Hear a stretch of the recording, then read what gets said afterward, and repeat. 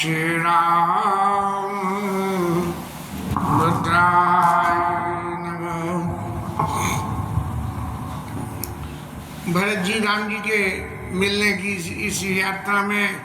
चित्रकूट में पहली सभा संग में बैठी और गुरु जी ने दशरथ जी महाराज का प्रयाण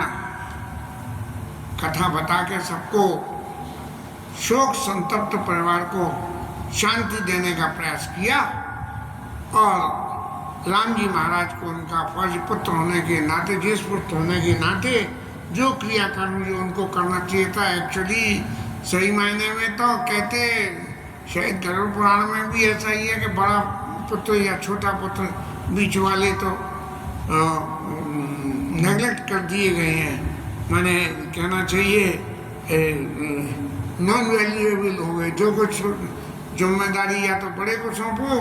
या छोटे को सौंपो। और भौतिक जगत में देखते भी हैं कि माता पिता का स्नेह या तो बड़े पे या छोटे पे होता है, बीच वाले पे तो कोई जैवल्य किसी पे होता है, ऐसा है। लेकिन हम भाग्यशाली हैं कि हम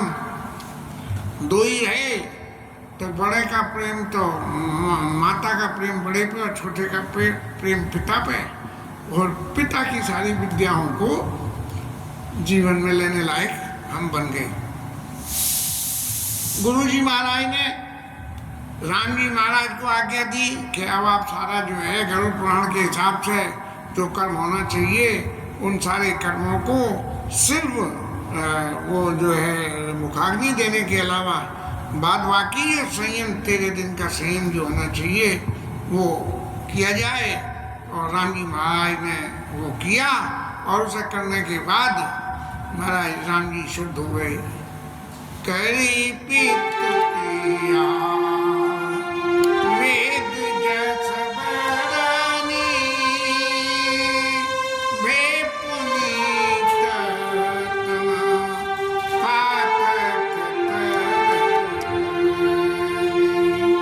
एक बड़ी विचित्र बात गोस्वामी जी ने लिख दी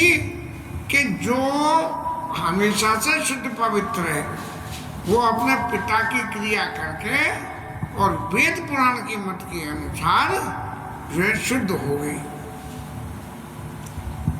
और फिर इसके संग में एक बात और गोस्वामी जी को लिखनी पड़ी कि क्या पहली बात 100% सही है?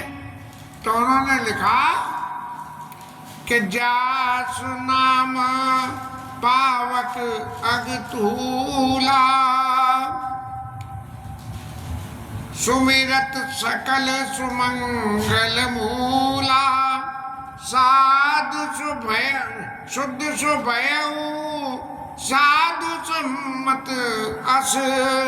तीरथ आवा धन सुसरियत। अब गोस्वामी जी ने कहा कि शुद्ध सुभयऊ साधु सम्मत अस, साधु लोगों की ऐसा सम्मति है कि अब राम जी महाराज शुद्ध हो गए और अब तक शुद्ध थे, क्योंकि जिसका सिर्फ नाम ही सब कुछ पवित्र कर देता है उसको फिर, और जिसका नाम ही इतना प्रभावशाली हो तो उसको काम करने की क्या जरूरत पड़ी। तो इस तरह से, लेकिन फिर भी शास्त्र सिद्धांत के हिसाब से जब भगवान लीला स्वरूप में है तो वो सारे काम करने पड़ेंगे जो शास्त्र के अनुसार हैं। इस तरह से अब सब लोग भाई शुद्ध हो गए। 2 मास बीत गए, दिनों के हुए 2 घंटे हो गए। सब लोग जो है अपने भाई जब तक सब लोग स्नान ध्यान करके और कोई भोजन भजन और अपने नित्य कर्म न कर लें तब तक जो है आगे की कथा कैसे आगे चले। तब जो है राम जी महाराज गुरु जी के पास आए और गुरु जी के पास आके गुरु जी से कहा कि मैं नाथ लोग सब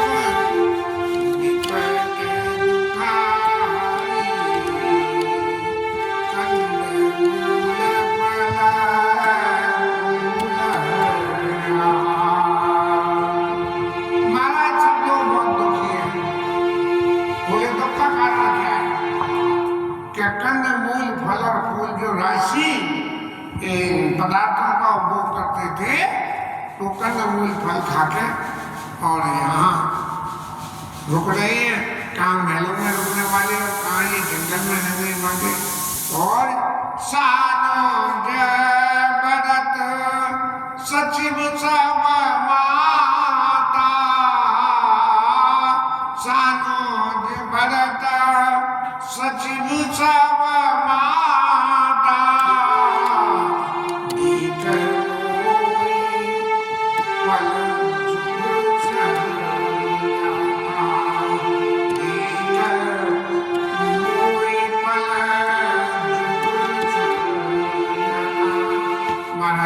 लोग शामिल है, माताएं शामिल है, भरत जी शामिल है, सब लोग जिस तरह से इस वनवास के दुख को झेल रहे हैं, तो ये देख के मुझे एक एक पल बड़ा भारी दिख गया। आप लोग यहाँ पधारे, आपने बड़ी कृपा करी, इसलिए महाराज अब आप क्या करें, सब समेत धारी पाओ, सब समेत पुरधारी पाओ, आप यहाँ हमरा बतीरा। अब महाराज आप सब लोगों को सब लेके वापस जाइए, तो महाराज है नहीं और आप यहाँ हो, राजा न हो, तो जो है राजगुरु जो है सत्ता को संभाल लेते हैं। और महाराज मेरे को जो कहना सब समेत बहुत कहो सब किए उठाई, और उचित हो तो कहे साई। राम जी महाराज का स्वभाव इतना शीलवान है कि बात तो उन्होंने कह दी, लेकिन बात कह के एक बात कही कि महाराज मैंने बड़ी झिझक करी, आपके सामने ये उपदेश करना मेरे लिए क्या उचित है, लेकिन फिर भी आपको जैसा उचित लगे वैसा करिए, जो मेरी समझ में आया वो मैंने आपको बताया।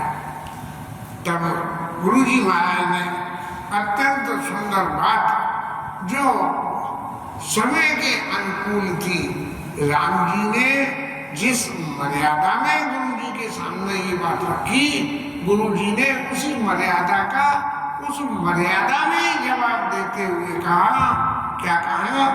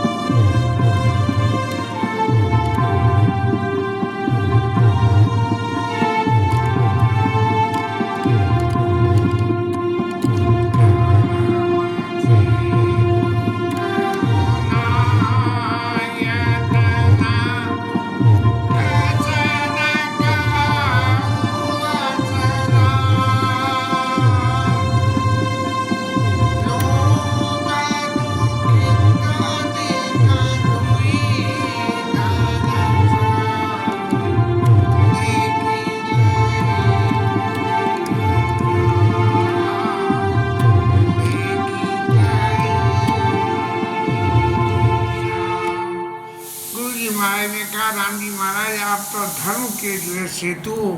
माने जैसे पुल का काम इधर से उधर नदी के दो किनारों को बांधना होता है, ऐसे ही समाज और धर्म, समाज और समाज के धर्म के बीच में आप तो पुल के समान हो, और आप जो बात कह रहे हो वो बात आपकी अपनी जगह उचित है, लेकिन मैं एक बात और सोच कर कहता हूँ, जिस दिन से आप अयोध्या से यहाँ आए और जो शोक का वातावरण अयोध्या में बना, उस शोक के वातावरण में जीते जीते जब लोग 2 दिन से यहाँ आ गए चित्रकूट में, और यहाँ आने के बाद में जो उनको विश्राम मिला है, लोग दुखित दिन दुई दरस देख ही रहे विश्राम, उन्होंने अब तो विश्राम मिला है महाराज, और उस विश्राम का थोड़ा उपभोग करने दीजिए, पर यहाँ से जाने की बात आप न कहें। अब राम जी की बात को सुन के तो सारा समाज बड़ा विकल हो गया। बोले इतनी लंबी यात्रा करके इतने सारे लोगों के साथ में हम यहाँ आए और यहाँ आके राम जी महाराज बिना कोई समस्या का समाधान सुने कि महाराज आप क्यों पधारे यहाँ, आप क्या चाहते हो, क्या बात है, बिना इन बातों को जाने हुए कह रहे हैं कि महाराज अब आप यहाँ से चले जाइए। लेकिन गुरुजी महाराज ने जो बात कही उस बात को सुन के तो ऐसा लगा कि जैसे कोई जहाज चल रहा हो पानी में और जहाज की स्थिति हो खराब, हवा विपरीत दिशा में जाना है, पूरब को ले जा रहा हो पश्चिम को, तो लोग आप परेशान हो जाते हैं। लेकिन गुरुजी की बात जो गुरुजी ने कही तो बिल्कुल ऐसा लगा जैसे कि पश्चिम से चलती हुई हवा पूरब को आ गई। माने गुरुजी ने ये कहना चाहा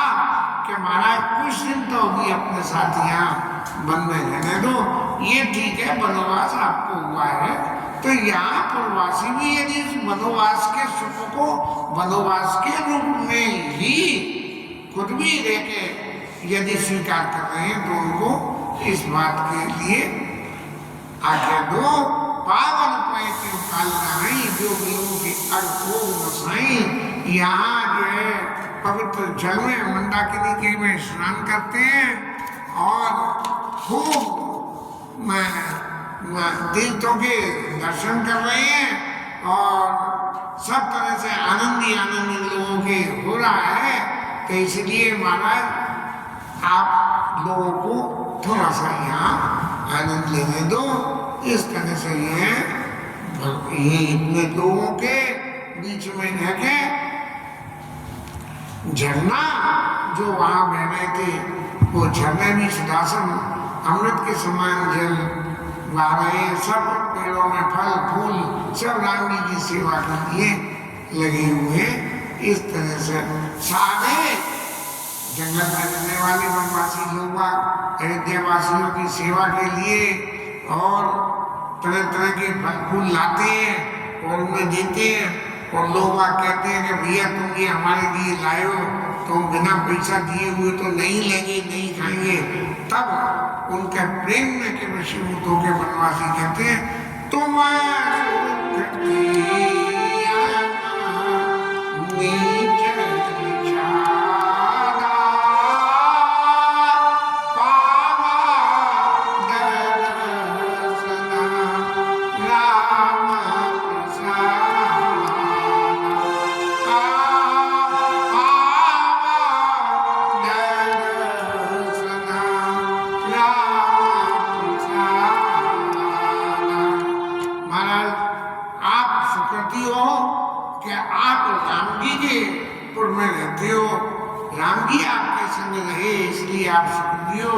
और हम लोग के साथ नीचे, लेकिन बाबा दर्शन राम प्रसादा, अरे आपने राम जी के दर्शन करे और हमने आपके दर्शन करे, ये हमारा पुण्य है और उस पुण्य का कारण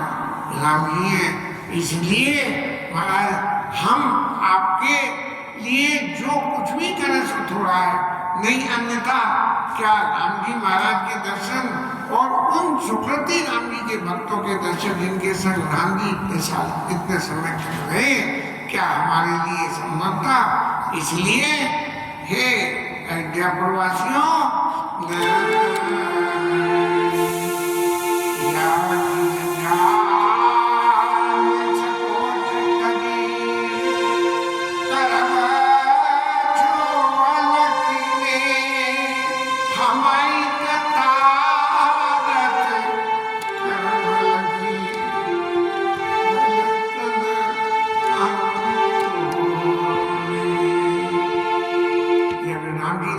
हमारे ऊपर करिए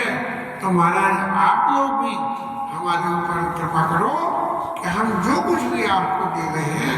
फल है फूल है तिनके हैं कुछ भी है,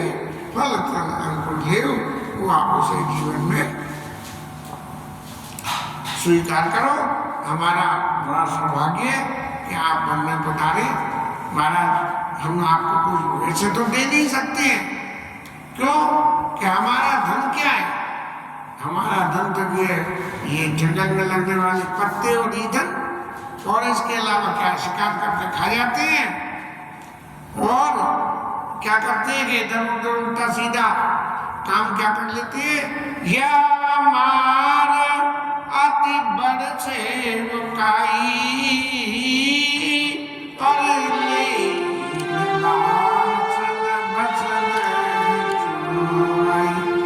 हमारे पास कोई कार नहीं, व्यापार नहीं, कोई संपत्ति नहीं,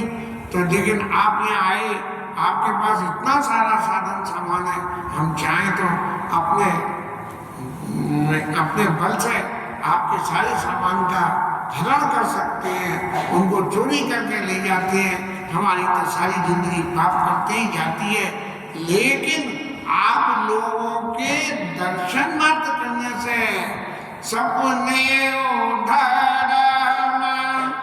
बुद्धि कस का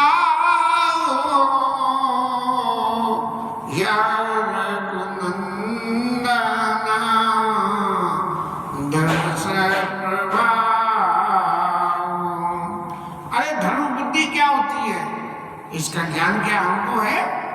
किसी भी तरह का ज्ञान है नहीं है, लेकिन ये राम जी के दर्शन हमने कर लिए, उसकी वजह से हमारे अंदर में ये धर्म बुद्धि पैदा हो गई कि हम आप लोगों की सेवा कर रहे हैं। लोगों की ऐसी बात सुन के सब प्रवासी माताएं, गुरुजी सब इतने प्रेम में लोगे लागे सदा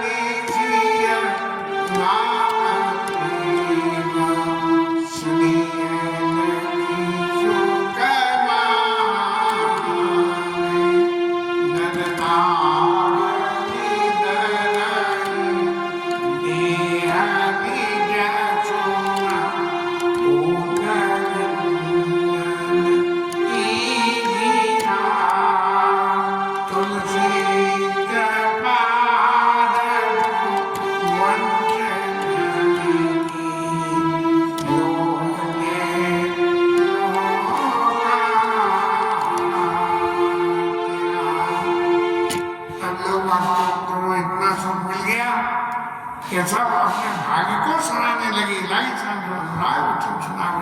बोलने वाले लोग श्री रामचंद्र सुने। देखो राम जी महाराज जिनको मन में भेज दिया सब लोगों ने मिलकर,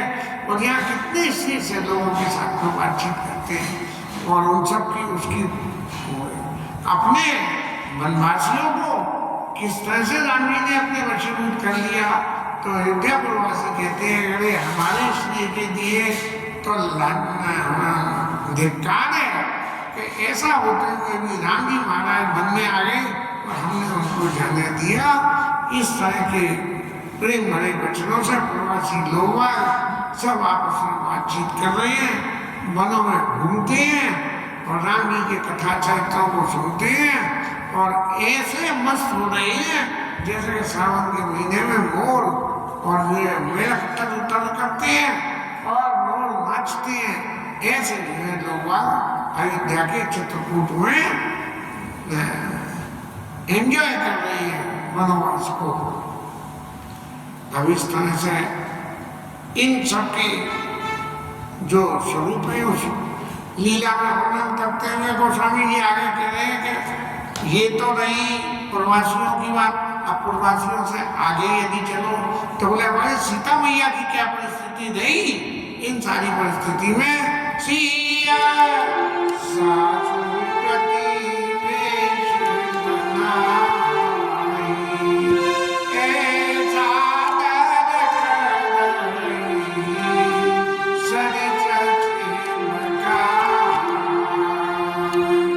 सासुआ जिस स्वरूप में सीता मैया का दर्शन करना चाहती है, उनके उस स्वरूप के अनुसार सीता मैया वेश धारण करती है। माने माताओं को कभी वनवासी वेश धारण करने के लिए मन में ये पैदा नहीं हुई कि सीता मैया बनवासी वेश दर्शन करें, लेकिन सीता मैया राशि वेश धारण करके और माताओं की सेवा करती है। लेकिन जब कैकेयी मैया की सेवा करने का नंबर आता है तो वो बात साइलेंट हो गई। लेकिन शायद कैकेयी मैया के प्रति कैकेयी मोने पट्टभूषण भाजन आनी और आगे धरी बोली मृदुवानी। कैकेयी मैया बोली, क्या बोली? न कोई प्राण प्रिय तुम रघुवीरा, शिल सनेन चारे वीरा, तुम्हारे ऊपर इसलिए नहीं छोड़ सकते हैं। इसलिए महाराज ये जो बात थी सब मैंने कह दी। अब ये बनवासी वस्त्र आपके आगे रखे हैं, आप जैसा उचित समझो इनको स्वीकार करो। तो शायद सीता मैया भी बनवासी वेश धारण करके और कैकेयी मैया की सेवा करती है इस तरह से। अब कैकेयी मैया ने जब ये इतना सारा वातावरण यहाँ देखा, लकी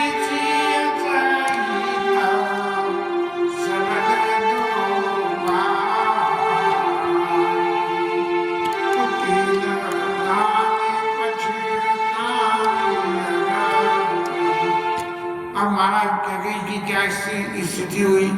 कि देखो सब लोग यहाँ कितने साल स्वभाव से रह रहे हैं और मैं ही एक ऐसी पटेल हो गई कि जिसने इतनी निष्ठुरता धारण करके इनको वन में भेज दिया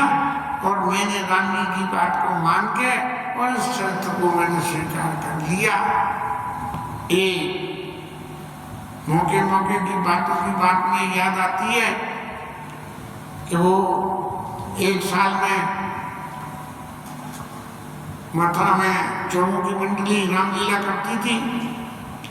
और चौबों की मंडली रामलीला करते हुए चौबों के चौबे जी होते हैं, बंदर और चौबे एक भाव होते हैं। तो वो जो है कोई बिगाड़ खाता हो गया तो बोले हम रामलीला नहीं करेंगे। तब कृष्ण लीला के वो कुंवरपाल महाराज जो थे, जो कृष्ण लीला करते थे, उनको आमंत्रण देके और बाबूजी ने रामलीला ऑर्गेनाइज करवाई। और उस रामलीला के ऑर्गेनाइजेशन में जब वनवास प्रसंग आया और कैकेयी के चरित्र को उजागर करना था तो बाबूजी ने कुंवरपाल महाराज से कही कि महाराज आपको कैकेयी बनना है। अब कुंवरपाल महाराज तो बड़े जो कृष्ण लीला में यशोदा माता के स्वरूप को धर के भगवान के प्रति स्नेह का प्रदर्शन करता हो, वो व्यक्ति को रामलीला में कैकेयी बना के राम जी के प्रति निष्ठुरता का प्रदर्शन करना कितना कठिन हो जाता। बस इसी बात को सोच के कुंवरपाल महाराज बोले कि बाबूजी आप कह रहे हो तो ये राम जी की इच्छा मान के मैं इसे स्वीकार तो कर लूंगा, लेकिन जब मेरे को अपयश की बात लेनी है तो फिर मैं ये रामलीला वाले कपड़े पहन के अपयश कर लूं। मैं वो असली सोने चांदी के आभूषण और कपड़े पहन के इस यश को लूं, जिससे मुझे जीवन में ये तो संतोष रहे कि अपयश मिला तो मिला भले ही, लेकिन मैं सोने चांदी के आभूषण हो तो बाबूजी ने ले जाके माता जी का असली सोने चांदी का लहंगा, उनकी जो है वो क्या बोलते हैं कमर की वो, और उनकी सीता रानी ले जाके उनको महाराज को पहनाई और पहना के उन्होंने कैकेयी का रोल प्ले करके और दशरथ जी से वरदान मांगे। इस तरह से ये जीवन के कितने कितने तजुर्बे हैं जो समय समय पे इस कथा में याद रहते हैं। लेकिन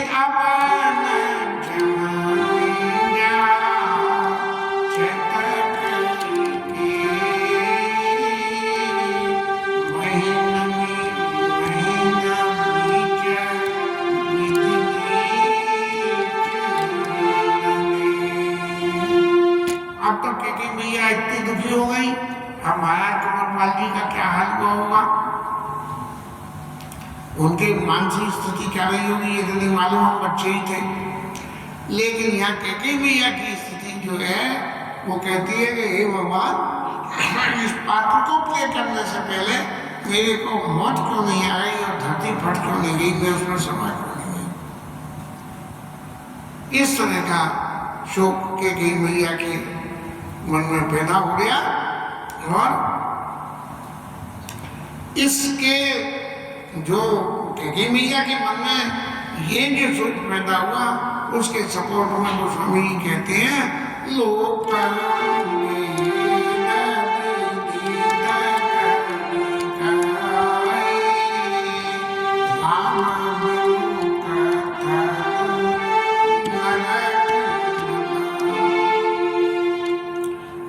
गोस्वामी जी कह रहे हैं कि वेदों में ये लिखा हुआ है कि यदि कोई राम जी से विमुख हो जाए तो न तो उसको पृथ्वी मिले, न धरती मिले, न आकाश मिले, उसको कुछ नहीं मिलता, कहीं जगह नहीं मिलती है। अब ये तो लोगों की जो मन की भावनाएं थी, इनका विचार सब लोग कर रहे हैं जिसका वर्णन किया गया, लेकिन इन सब के अलावा एक और बात है, यह संसार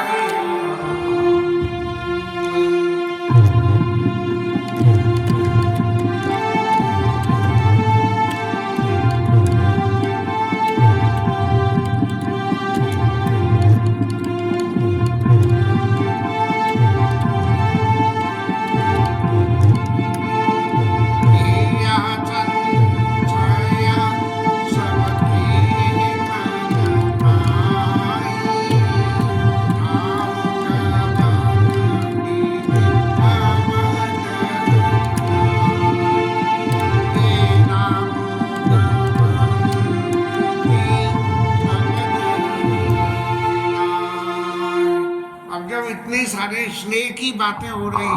और इतना सारा स्नेह चारों तरफ फैला हुआ है, तब लोग और सोचने लगे कि भैया ऐसी परिस्थिति को देख के राम जी खुद ही कह देंगे कि चलो सब लोगों के दुख तकलीफ मिटाने को मैं तैयार हूँ और मैं वापस चलूंगा। लेकिन कुछ लोग कहते हैं नहीं ऐसा नहीं हो सकता, राम जी वापस नहीं आ सकते हैं। और उन सब में सबसे बड़ी बात उनकी क्या परिस्थिति है,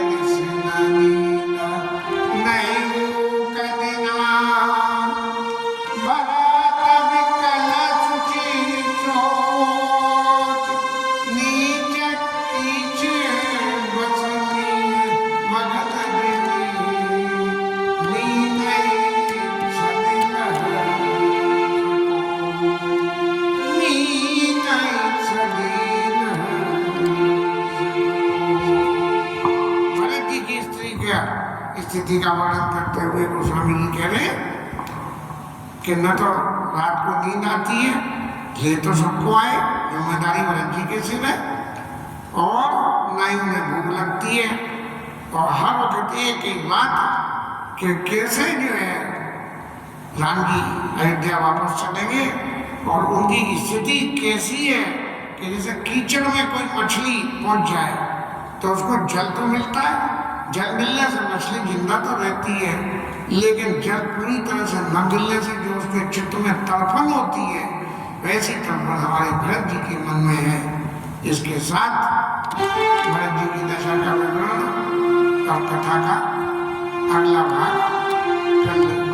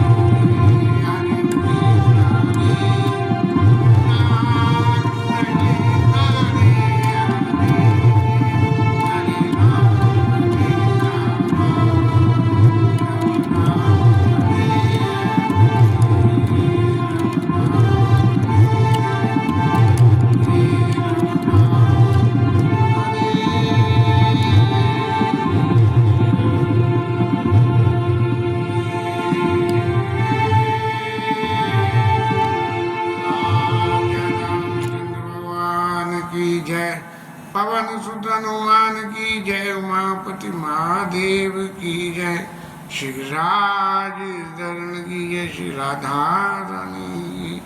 जय, जय श्री राधे प्रभु की जय।